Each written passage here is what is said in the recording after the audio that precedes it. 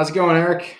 It's good, Isaac. I'm going to preface this with I was in Europe last week and got COVID, so you're getting the COVID version of me. So forgive whatever you're going to see here. I can't. I got to take credit for it all. Mate, you're a weapon, rain, hail, or shine. So thank you for coming on, COVID or no COVID. I appreciate you taking the time. It's My great pleasure. to have you. Thanks for having me. The good news is none of you can get sick from me virtually, so there's that. Perfect. Gotta love me some virtual mangoes. So for those of you that don't know Eric, I'd like you to introduce yourself in a second, but I know Eric from when I was with SAP in sales, and we had so many different sales trainers come through from time to time, and I can confidently say that Eric is by far the most memorable. I got pants, you got pants, the why you, why me now, all the training that you did was phenomenal. So I'm grateful that you've taken the time to join us here on Mango Magic. But if you wouldn't mind introducing yourself and letting us know, why is it that you do what you do? That's a really good question. I do what I do because I'm angry. So let me clarify that. So I say that only somewhat jokingly. So I'm a career salesperson. Yeah, I'm in the Boston area of the US. I have an economics degree. How was I going to make any money? Thankfully to Harvard and MIT, we have a massive tech community. So they welcomed all of us non-technical people to sell their technology. Yeah, whether that makes sense or not, we can all argue over that at some point. I think it makes sense. But yeah, so career salesperson, 19 years of selling software and technology, managing teams. And the angry part, yeah, the angry part is I was never taught, and no one I ever know was ever taught how to engage with the business in the way the business wanted to be engaged, how to engage executives the way the executives want to be engaged. We weren't taught the skills that, executives don't care about what you're selling, and yet we're supposed to go to them and get money. So when I started doing what I do now for the last 15 years, I'm going to teach the things I was never taught. And that was the objective, is to say, let's fill the gaps. And one of the biggest gaps is that we were taught how to speak PowerPoint, Word, and PDF, not how to speak Excel. So that began the journey. That's awesome. And so most of the people that we're speaking with today are telling us about the complete transformation and change and things that have happened in the last 3 months that didn't exist 5 years ago. Would you say that the conversations you're having today are vastly different to what you were having, say, 5 years ago, 10 years ago? What have you noticed as the biggest change lately with sales professionals? Yeah, so I mean, look, there's AI, which is, I'm sure, that's one of the biggest things that have shifted things for us. I think there's more fear about that than there should be. It's an amazing productivity accelerator. But yeah, so I think, looking at the economic level, at the economic decision makers and executives, I think things have changed pretty dramatically since beginning of 2023. Yeah, so I'm going to put the clock back a little bit further, right? Because for the economic decision makers, for the people who have the power to spend unbudgeted funds, which is what we need to learn how to sell into if our assets produce value for more than a fiscal year, which most SaaS and SaaS assets do and beyond. The real issue has not been the advent of AI. The real issue hasn't been the change and the asymmetry of decision support information that vendors used to enjoy. That was, that started to end when the social internet started to boom. The biggest issue is that the global economy went into a state of smart money, right? Money got a lot smarter as soon as interest rates went up, as soon as fear of recession started to loom. We went 13 years without any real fear of recession. Effectively, money was free with incredibly low interest rates in most economies. And all of a sudden, sellers were flat-footed, right? When interest rates started to go up, when CFOs became very EBITDA focused, which they have been, managing to profit and making sure that current fiscal year budgets, right, were not misaligned with actual performance, especially when performance was declining. So I think the real change, sure, AI and certain things have shifted the landscape a bit, but I think I think if anything, as an example, AI has given a huge boost to any companies that sell SaaS assets that are strategic and have AI as a component. Now, everybody's an AI company, as you've noticed. If we weren't, we are now. So that just muddied the landscape for executives yet again. If everything's AI, nothing's, which do we choose? I think the bigger issue has been the shift in expectations around recession, the change in cost of capital, the more aggressive management of budgets and P&L. And I think the biggest shift for us is money's gotten harder to acquire. And we have to shift more towards not, pushing AI, but pushing not what we sell, but pushing what business we're in, right? Those are two very different things, right? If I sell ERP, I'm not selling ERP, I'm selling free cash flow. Those who understand the difference might have a chance of getting to the people who can allocate capital versus those limited to budgets. So I remember even the training that I did with you was, I think, 10 years ago, right? And it was a similar conversation, and it was always around stop trying to talk about the features and functions and whatnot, speak the language of the CFO, start speaking the language of the Excel sheet. And so with AI making such a significant difference, would you say that there's a significant difference in the way that we're pitching, the fundamental KPIs and metrics that we're talking about? Would this have changed, or would the same principles still be as prevalent as before?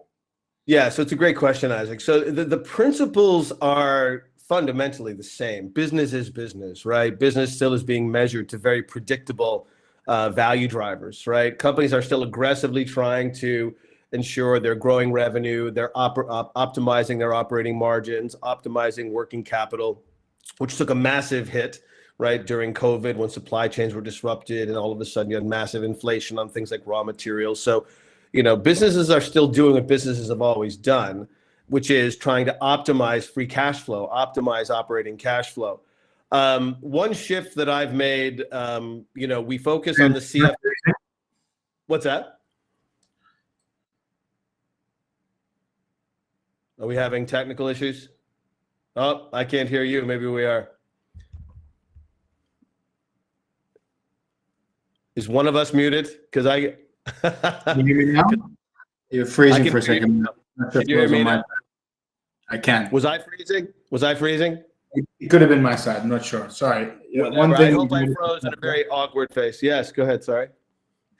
Yeah, sorry. You were saying one thing you've noticed with free cash flow? Yeah. So the one thing that salespeople still struggle with, AI or not, and this is all of us, right? There's no, you're a bad salesperson if you don't get this, but none of us were taught, AI or not, strong economy or not, how do we engage with the people who have to allocate funds, who have to spend money, irrespective of the state of the economy, irrespective of change in technology. The one shift I've made, though, is that getting to the CFO is critical to get a business case approved or not, right? Making sure that you're meeting a minimum IRR or internal rate of return requirement. And by the way, most salespeople were not even taught what is IRR, why is it essential to sell to that? All of your assets, everything that everybody's selling has an internal rate of return associated with it. Google that if you're saying, why wasn't I taught this? What is it? But I'd argue that most companies should be selling to the COO, right? Most software, most technology, most companies are selling operational efficiency. The CFO will be critical to allocating capital on its financial merits, but the value most companies are creating with what they're selling is operational efficiency. That's owned by the COO, making sure that if we buy this, if we operationalize it, if we actually do this, we have to ensure that the operational change that we are expecting is actually occurring. Because once the CFO buys it, they're not saying, let's operationalize it. And that, I think, is probably the most critical shift. When money's dumb, which it has been, right, functional areas are allowed to run typically the way they'd like to run unless they're underperforming. When the economy slows, when returns drop, when efficiency isn't, the COOs get busy. And they're looking for assets that are going to drive operational output. So I think that's probably the most important shift most companies have to make is, yes, you still have to justify your business case. You still have to justify, how you're generating, more cash flow or more net cash flow than alternative assets. But the person who owns making sure that this makes sense operationally is usually left out. And that's a mistake, especially now, because we have no idea how much longer things are going to be uncertain. But it's not going to be fixed tomorrow. But this is a critical skill. It's not just a panic against current shift in economic forces, current shift in technology. This is a fundamental skill that everybody should have been taught, and we get trapped by the words we use and the way we engage, not the value of our assets. And so most of the people, I would imagine most of the people who are on this session, this Mango Magic session, are not selling to the COO, right? They're selling to the CIO, the CEO, or the head of sales, or the head of marketing, right? More often than people that I meet with are not selling to the COO. So for somebody who wants to start doing that, how could you, what would you recommend as a good approach or language that you would use specifically for the COO? Yeah. So, and this data, look, I'm one data point. Yeah. But over the last 15 years, I've engaged over 20,000 people across 33 countries with the clients I've worked with. And what I've seen is one consistent pattern, whether it's Singapore, Buenos Aires, UK, London, whatever, United States, excuse me, is no salespeople were really taught how to do this. The first thing that you have to do is understand how, whatever I'm selling, how long is it generating cash flow, right? That's one of the things we have to consider. These are business assets. This is business to business, right? The first thing all salespeople should do is go to the value engineering teams. Hopefully you have them. If not, go to the people who actually design business cases. If you're an early stage company, you don't have those people yet. Most early stage companies don't. I would go right to product management and the executive leadership team and say, show us what a business case looks like. When our target market, the people that are on profile for this, fund and operationalize it, right? This is business to business. You have to fund it, then operationalize it to generate any business value. How many years do these assets organically generate positive cash flows to a business? So literally, if you don't see a business case that's been done by your company or your business that shows you how long, right, how long should a prospect or customer be considering these as a business asset and funding it based on the cash flow it generates, right? Not how cool the GUI is, not how awesome the technology is, not how great AI is, but organically how it generates value to that business as a business asset compared to another business asset that has nothing to do with technology, because that's what you're being compared with, right? You have only so much capital. It goes to the assets that produce the greatest returns. But if you want to sell to a COO, what you have to understand is how many years, right, of operating cash flow are you impacting, right? Everything boils down to operating cash flow. Then work backwards, right? Are these assets generating revenue? Are they generating net profit? Operating profit. Are they generating gross profit? Are they making changes to working capital, which is not even on the P&L, right?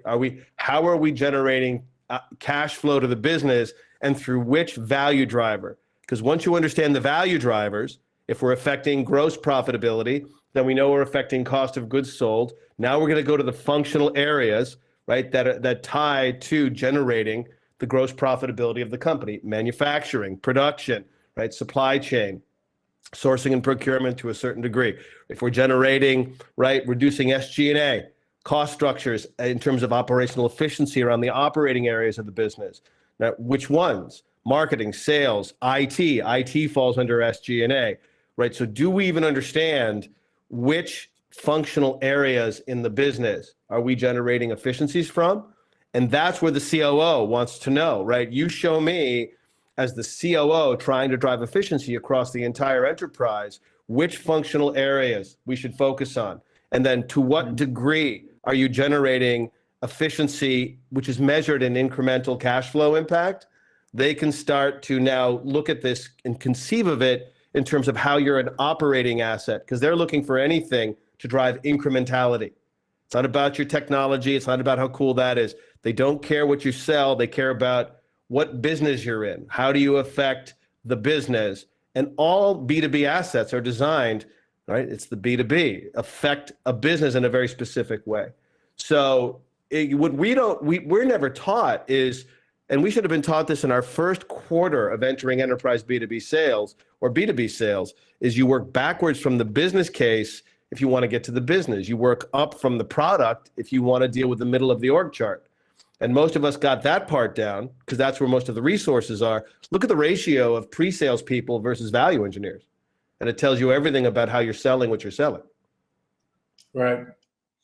Yeah, if you had an army of value engineers creating beautiful business cases designed for the C-suite, it's a very different dialogue, isn't it? If you can We lead would with take that. over the world. We would take over the world if we had imagine a ratio of 1-to-1 value engineer to salespeople, right? That's a little insane, but it would totally change how revenue's generated. But why Unless your not? I assets mean, did work. yeah, but one of the big things, the shifts that I'm noticing, I mean, this has been going on for ages actually, but the B2B space often is very late to the party in terms of the buyer experience, right? The B2C space is often far more advanced in terms of what we're expecting. And we saw that with like Salesforce swooping in with CRM and SAP trying to catch up with the beautiful cloud things. And, I think that the similar kind of thing will be happening with the value and the content space, which is that people are expecting lots of good things prior to engaging. So if you were to have these value engineers in surplus creating these immensely valuable proposals and value engineering documents designed for the C-suite, I think that would be a very interesting space, a very interesting change that you could see happening. Well, Isaac, and here's the thing, right? I used to think that I should be fixing the end point, right? I focused a lot on the sales organizations and salespeople and giving sales these skills. Sales needs these skills, but this is a go-to-market problem. Marketing needs to be selling to the value driver impact that these assets in. Marketing needs to be doing part of their marketing to the C-suite. Instead of taking your current marketing, trying to push it up to the C-suite, you should have marketing specific to them that only speaks Excel, right? Only speaks to value driver performance. That's above the pay grade of people who are thinking more about capability, right? And solutions to particular operational, execution. And, if marketing was selling to the shareholder value impact, the stakeholder value impact, that the C-suite, that resonates with the C-suite, that language would flow through the organization. Excuse me, and sales would be picking that up. We in sales, it's not just sales. Companies speak in a product-centric or technology-centric dialect, right? Salespeople speak in a sales-centric dialect. You've got to speak in a business dialect as well, and that should be pervasive throughout all your messaging. The source of that dialect is the value engineering team, or people who know how to correlate not what your product does, but how it generates cash flow. Totally different. Excuse me. The COVID is getting the better of me. So I'll let you talk, Isaac. Yeah. Well, I've just cautious of time, and I wish I could sit here for 2 hours and keep picking your brain. But there was one last thing that I did want to ask, which was one of the most effective silver bullet's probably the wrong word, but the why you, why me now pitch that we did, which got me into some of the biggest brands in APJ in like no time at all. And it was a really effective approach because it forced me to take the time to understand what's happening at the company and understand why it's relevant to the CFO and the COO and CIO. It forced me to do that, which meant that my messaging was punchy. It was really clear. And it got me FaceTime and great meetings with the biggest companies in APJ. And so I'm extremely grateful for that. I'm curious if you have any other tidbits or juicy mangoes that you want to leave us with. Yeah. So the Basho technique. Yeah. So I moved on from that and evolved to something more executive oriented, but as a good start, right? But that was the be bright, be brief, be gone. But the most important thing that we all have to be able to do, right, is there's a reason why this guy is behind me right there. Yeah, you got Ali behind me, is because if you don't have a strong jab, and that was just a form of a jab, right? If you cannot state in 2 sentences, 3 maximum, right, why you are engaging that executive in their language, it's over. So the most important thing that everyone can do is, if you understand, everybody, my best advice to you is go get a Deloitte value map, go online. It's publicly available now for the most part. Understand what core financial value drivers are. Understand how to quickly, you can do it very easily with AI now, speaking of AI, You can find out a company's financial performance if they're publicly traded. Yes, this Airstore is publicly traded. You can find out what their performance is against the core value driver that you impact. You can get a number for their most recent quarterly statement. You can see how they're performing, and then correlate it, link it, right? Same format. It's a haiku, right? It's a 3-sentence poem, right? Business poem of their performance, which is publicly available, private sector, worry about that in another day. Map it, right? Always connect it to how your assets affect that driver, and offer to show them the operational and financial details between those two things. It's the strongest jab you can probably come up with, right? Not knowing them. And so same idea, short, sharp, on point, and financial. That's the key. Yeah, super valuable. Eric, I appreciate you and everything you do. Thank you for joining us on Mango Magic. And I'm sure there's a boatload of questions which will filter through you, and you can go through those at your time. Please rest well. Lemon, honey, sugar, lemon, honey, ginger, and lots of mangoes. COVID will be Mango. out there. Thanks for having me, Isaac. Always a pleasure. Thanks for coming, mate. You have a great day.